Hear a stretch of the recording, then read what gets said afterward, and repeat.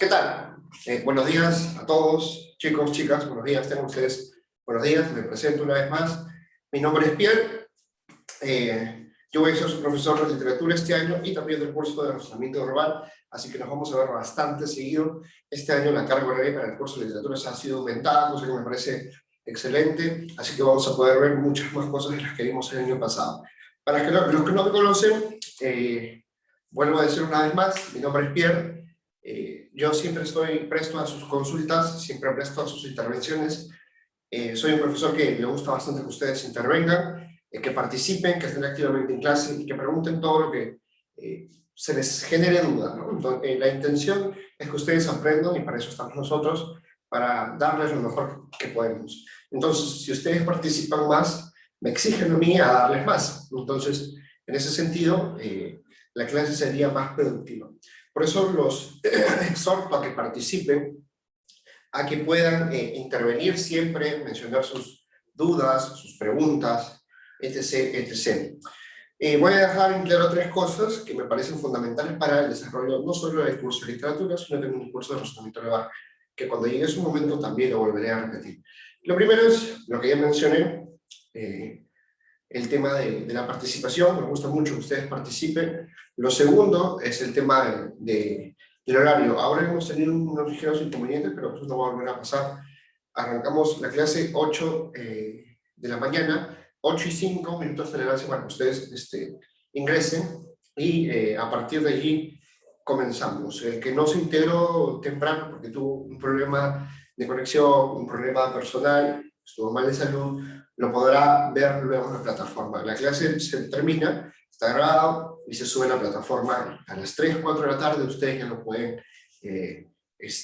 visualizar mediante un link de YouTube, ¿ok? Lo tercero sería esto ya. Les pido orden y respeto a ustedes. Solo eso nada más para poder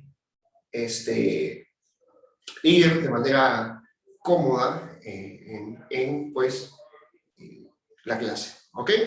Orden y respeto, eso siempre. Chicos, responsabilidad, orden y respeto, eso siempre. Responsabilidad para con sus deberes, para con llegar temprano, y luego, pues, orden y respeto dentro aquí. Lo que ustedes no obtener de mí va a ser siempre eso, y eso es lo que espero obtener de ustedes, ¿ok? Entonces, sin más, vamos pues a revisar la clase del día de hoy. ¿Ok? Normalmente nos vamos a apoyar en la pizarra. Van a haber clases en las que vamos a utilizar de manera completa la pizarra, pero van a haber clases como esta, que es bastante introductoria, que vamos a simplemente utilizar las presentaciones de PowerPoint u otros recursos de manera digital. ¿Ok? Entonces, voy a compartir pantalla una vez. Bien.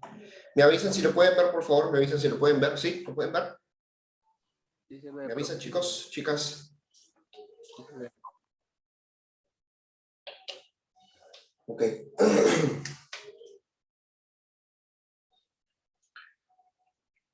Esto para algunos puede ser conocido, para otros no. Y como veo por aquí caritas nuevas, alumnos nuevos, no había visto antes, es conveniente siempre iniciar el año para todos repasando pues lo que es esto aquí, ¿no?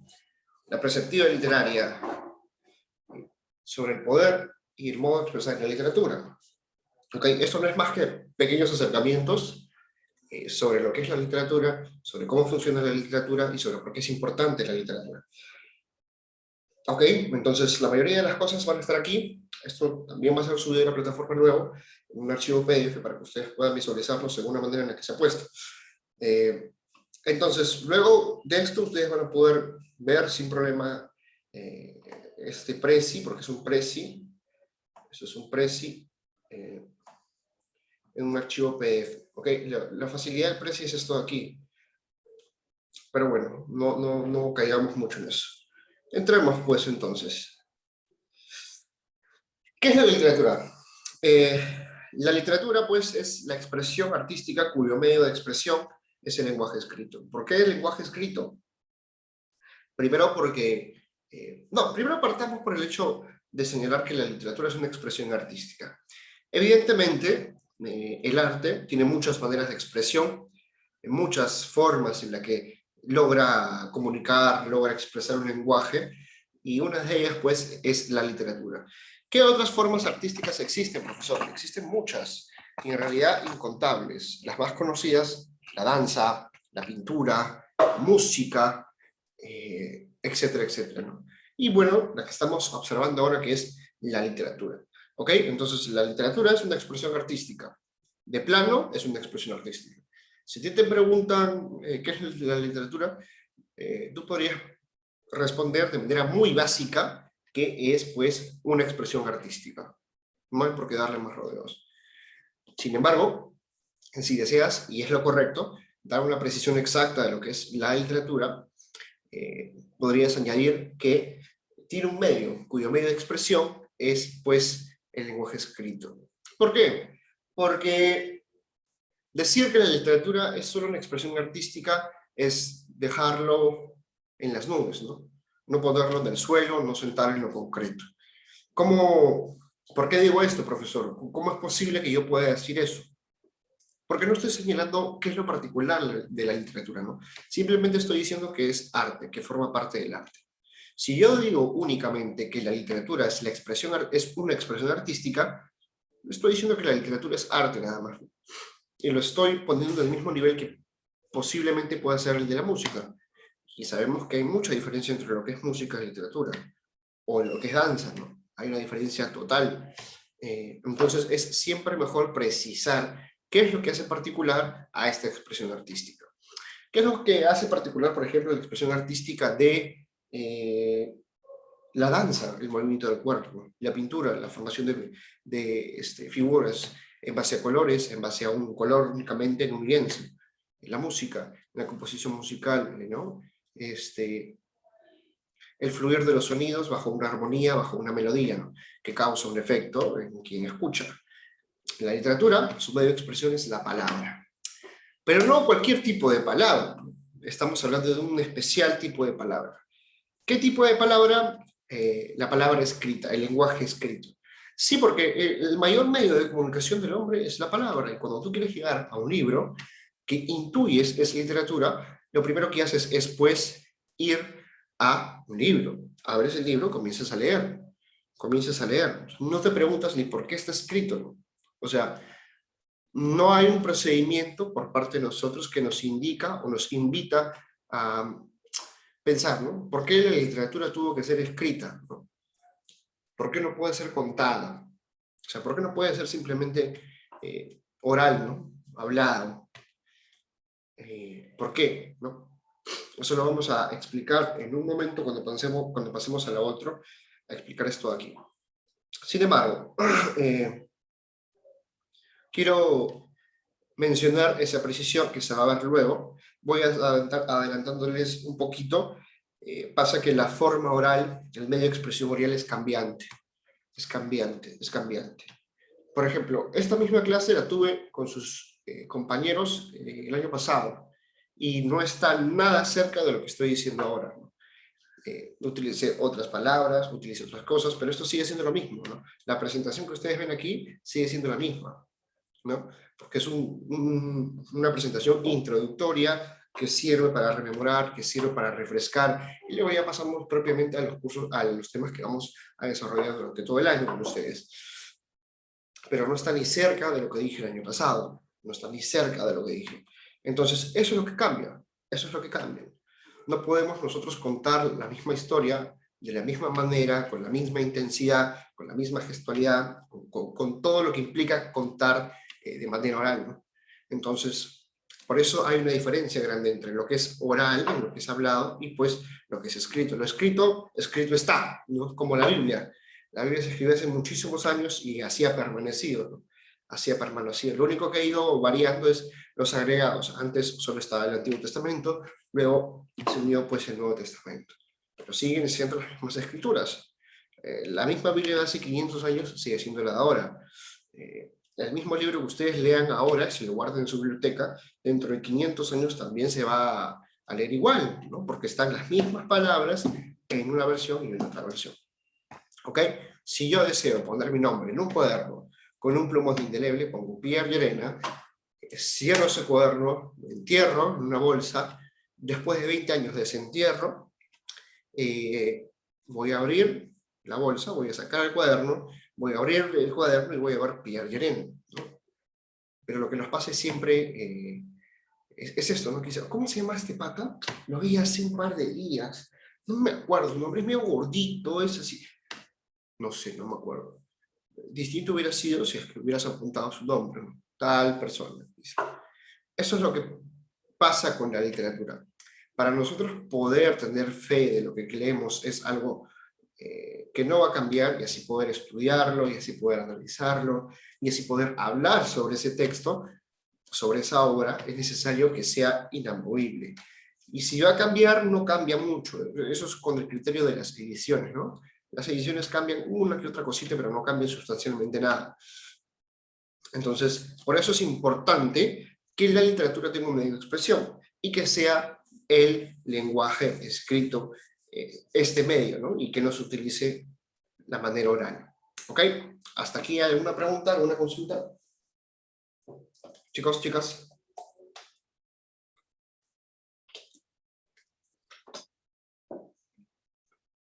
¿Todo claro? ¿Sí? ¿Puedo continuar?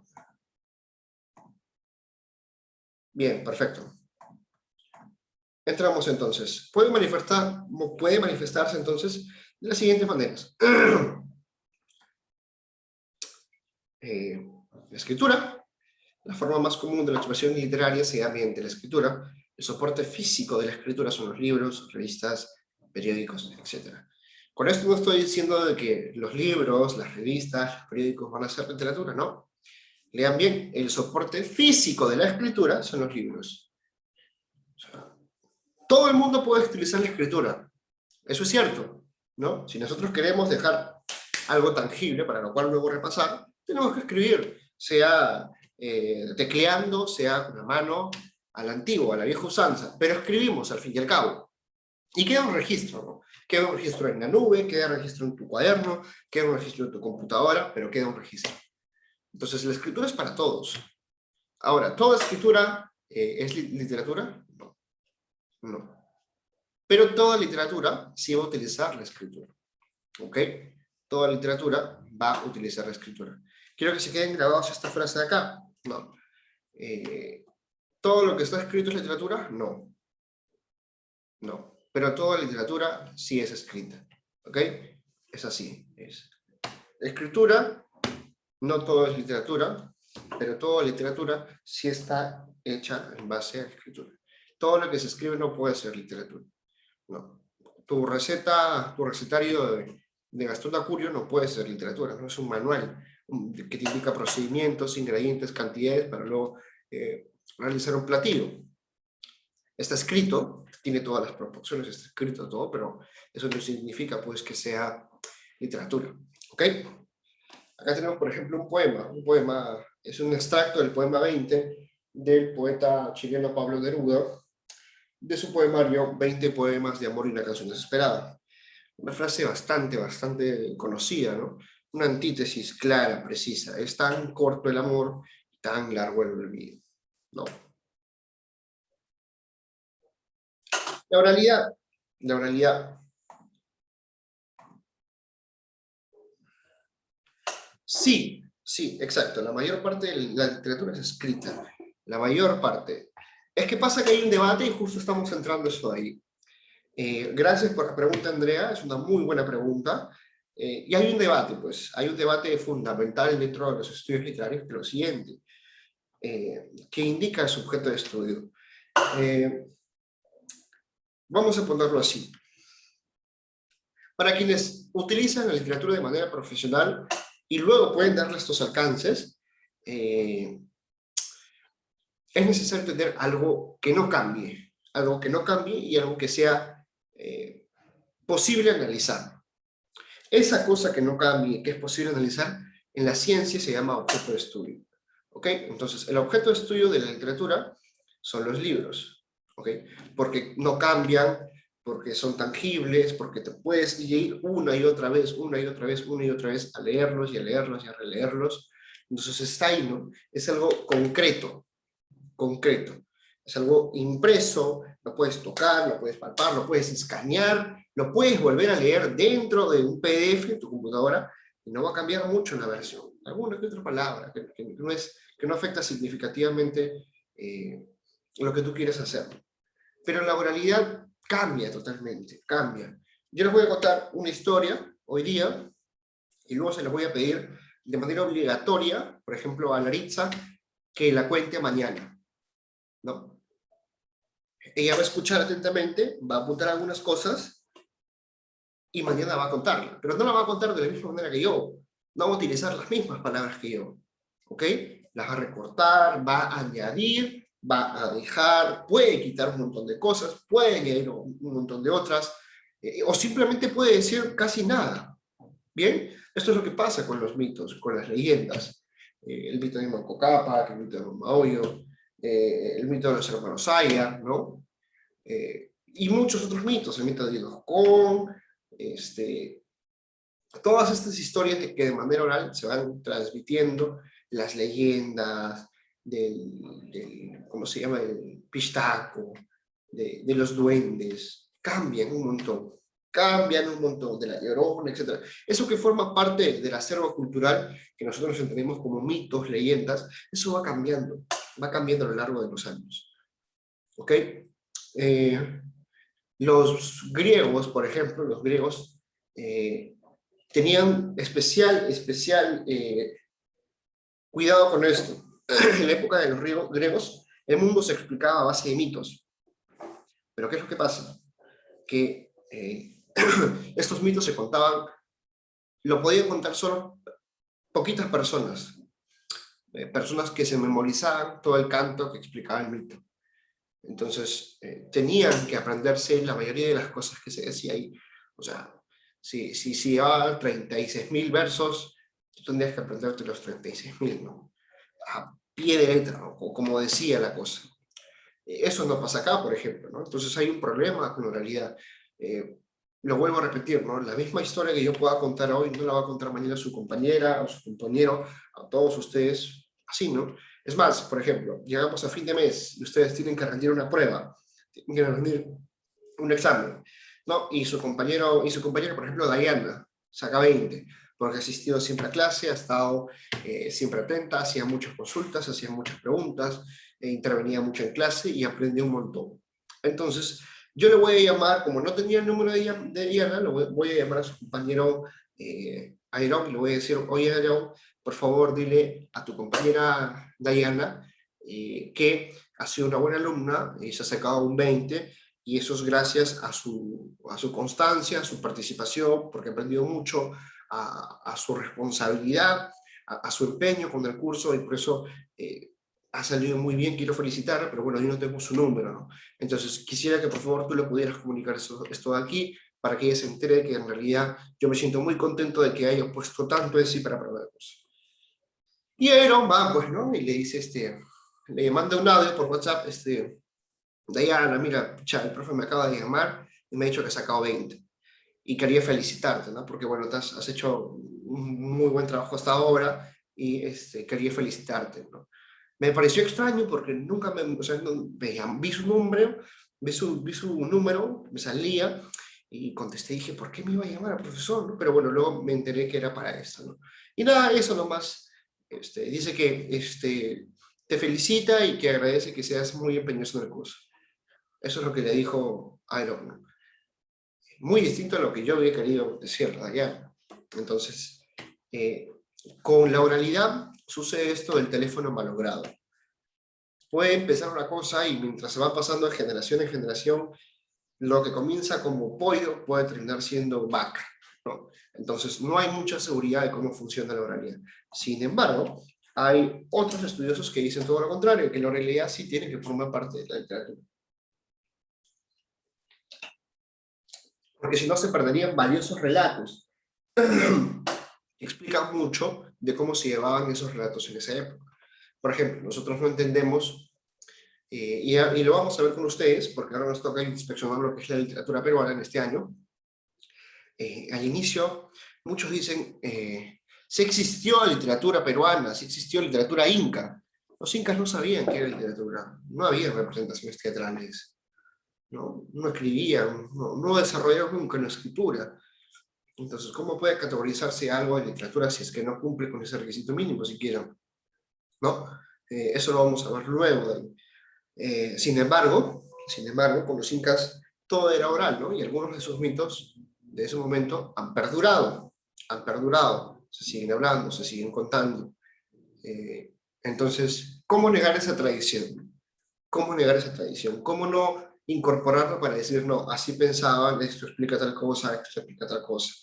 Entonces hay un debatillo bastante importante ahí, en ese sentido, y que es siempre importante retomar. ¿Ok? Aquí está, pues, el problema de la oralidad. Los relatos extendidos de generación en generación en nuestro país no pueden considerarse literatura. Es mi opinión, es lo que yo creo después de mis investigaciones y mis pues, disertaciones. El soporte fundamental de la literatura es el lenguaje escrito. Entonces, mitos, leyendas, solo conformarían parte de lo que se denomina tradición oral. ¿Ok? La tradición oral comprende esa serie de relatos cortos, extendidos, que pueden o no hacer referencia a un periodo mitológico. ¿Ok? Mitos, leyendas de creación, mitos cósmicos, mitos fabulosos, fantásticos, eso pasaría a llamarse lo que es la tradición oral, porque de generación en generación se ha ido transmitiendo. ¿Mediante qué vía? Mediante el habla, mediante la comunicación. Es lo que siempre nos cuentan, ¿no? Las historias. Oye, ¿tú sabías que tu abuelo y te comienzan a contar la historia del abuelo? ¿No? Listo. Así, se va transmitiendo de generación en generación, por eso se le denomina tradición oral, porque se va haciendo tradición de que cuando llegues a segundo, primer año de secundaria, cuando llegues a primer grado, no, tercer, cuarto grado, ya comienzas a llevar tu curso de historia. Y cuando entren al tema de los incas, comienzan a hablar sobre la leyenda del lago Titicaca, sobre la leyenda de los hermanos Ayar, sobre la leyenda de Manco Cápac Mamaoyo, ¿no? Las más grandes, por ejemplo, ¿no? Eso es una tradición, ¿no? Ya se ha vuelto generacional.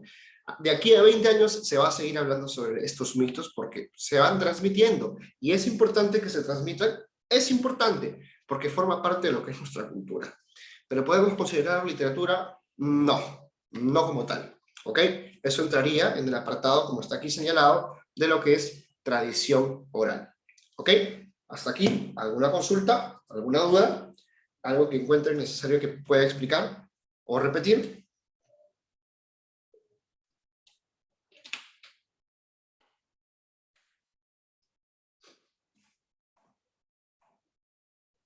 Bien. Continúo entonces. Aquí están, pues, ¿no? La leyenda de Manco Cápac Mamaoyo, el pistaco aquí, y pues en esta otra parte, los hermanos Sayer. Me salté uno acá.